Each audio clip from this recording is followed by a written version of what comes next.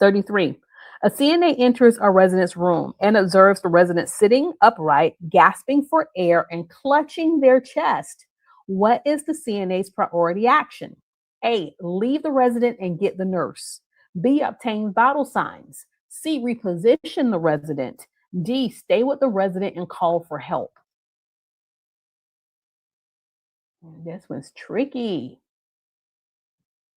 How scary. You go into a resident's room, they're gasping for air, they're clutching their chest, and you are going to be the difference as to whether or not this person receives immediate care and treatment or if their condition gets worse. And for everybody who chose D, you are absolutely correct. You're going to stay with the resident and call for help. You can sit them up afterwards. You can take the vital signs afterwards. But right now, we need the nurse. We need the rapid response team. We need emergency care. So in an emergency, the CNA's priority is to ensure safety by staying with the resident and immediately calling for